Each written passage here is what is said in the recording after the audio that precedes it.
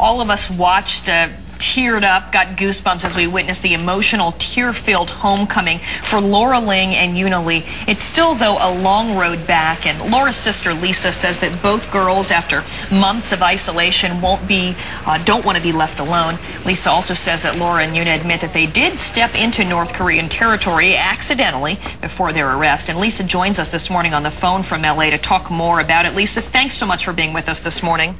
Hi, Karen. Thanks. I know you guys are so busy. Let me just say that, all of our viewers watch this. There wasn't really a dry eye in the house here or to anyone who wrote into us. A lot of people followed that plight of your sister and Euna, just seeing how difficult it was as they were just trying to do their job. So now that, we know that they're home and okay, tell us a little bit about how the family's doing.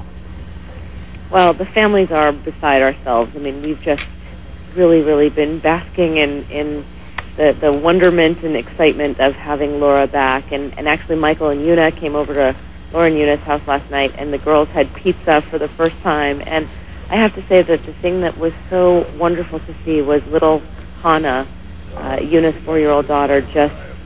I have never seen her so happy. And we all sort of remarked that it was just a beautiful thing to behold.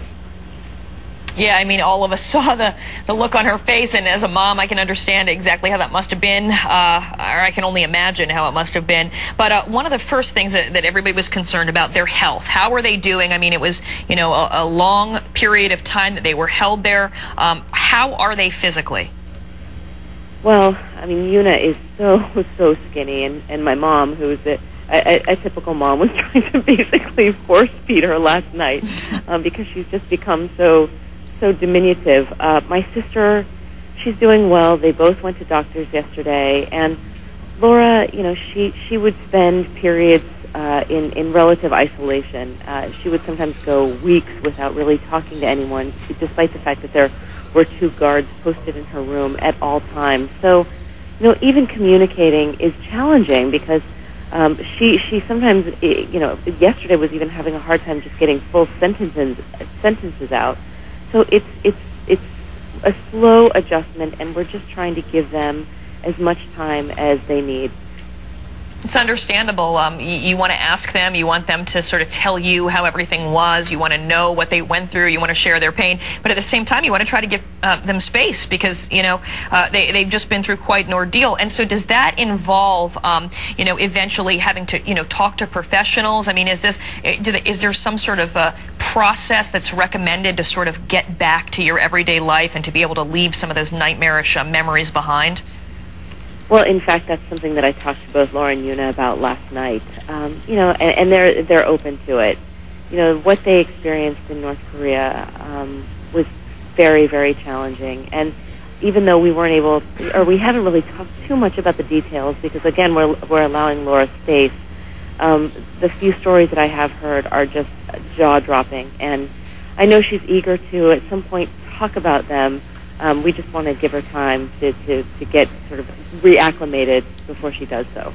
Right, and I understand. A lot of people were surprised to hear that Laura and Euna were actually not together. I guess people assumed, whether, erroneously, that they were being held together. And so as we learned a little bit about their isolation, what else did they tell you about whether they were treated well, about whether or not, they were ever mistreated while they were being held in North Korea? Well, my sister says that for the most part, they were treated fairly and humanely, and we were very surprised that she and Euna had not seen each other at all. They just found out when they were reunited that they were in the same facility but on opposite ends, and we were told by President Clinton that as soon as they got on the plane, they wanted them to rest because they could tell they were so tired, but the 2 of them were just chatting away and comparing their experiences, and spent a lot of time talking to President Clinton as well.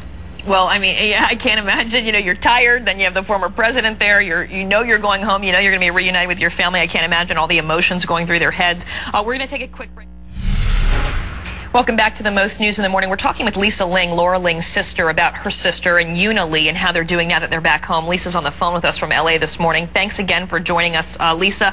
I want to ask you about this. I know that, you guys were trying to make things as easy as possible and not complicate things as they were being held in North Korea. How did you determine that during this course of these phone calls that it would be in the best interest to come out to speak about it and also to try to get former President Clinton involved?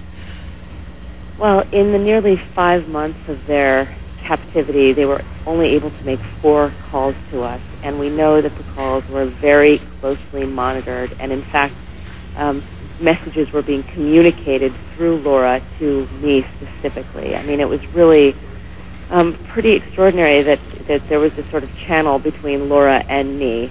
And on the last phone call, she said that in her opinion, quote unquote, it would have to be President Clinton.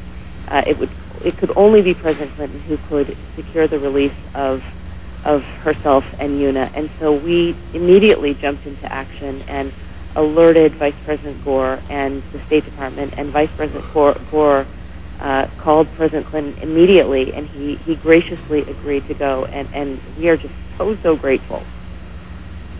I imagine. So it just turns out, I mean, you talk about, a stroke of being unlucky by actually having them accidentally cross over the border and then being taken. But what a stroke of luck that, they were working for Current TV at the time, and if anybody could get a message to, President Clinton at the time, it would be Al Gore, right? And I mean, how did you feel about knowing that was sort of what they wanted to secure your sister's release? Well, I mean, she definitely communicated it to me, and it was confirmed by State Department sources. And I have to say that Vice President Gore also was tireless in this, and he, like we, jumped into action as well. I mean, he called President Clinton immediately, and they have a very close friendship, and as we all know, long-standing relationship. And President Clinton didn't even hesitate. I mean, he was so happy to do it, and there really is no figure as sort of universally beloved in the world, and again, we were just thrilled and grateful that he agreed to do it. And our audience is familiar with you. You've come on to preview some of your National Geographic specials that you've done. You've done some very risky work yourself. In fact, you were in North Korea. You did an undercover documentary for National Geographic back in 2006, and you did expose some of the hardships of what it was like living there. What was going through your mind once you knew that is the country and that is the government with which your sister was detained?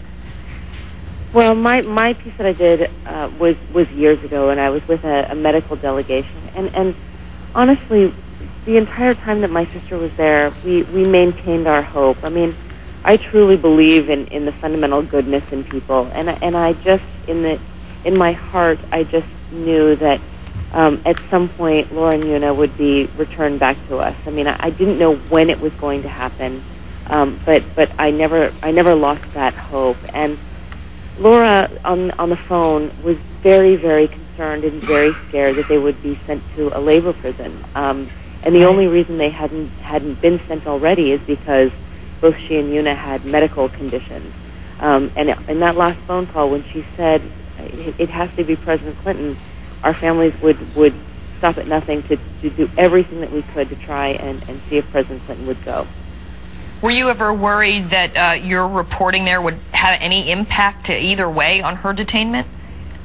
I won't lie. Certainly I was concerned, but it was communicated to me through Laura and through other people that the situation had become political, and it was going to require a humanitarian mission in order to have them released.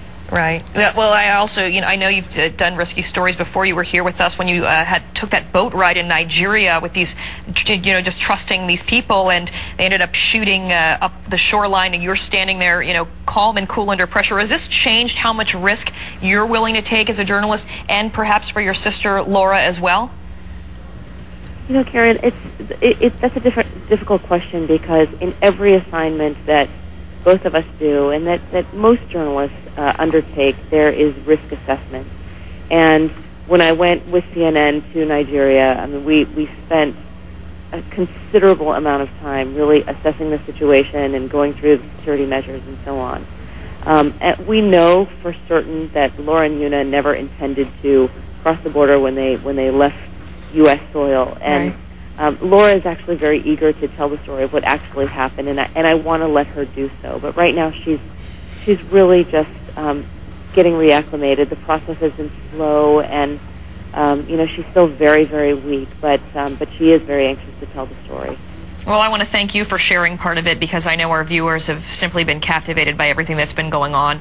Good luck to you and your family. We're so glad that this ended the way that it did, and we wish you guys all the luck in the world in the future. Lisa Ling, sister of released journalist Laura Ling, thanks for joining us this morning. Thanks, Karen.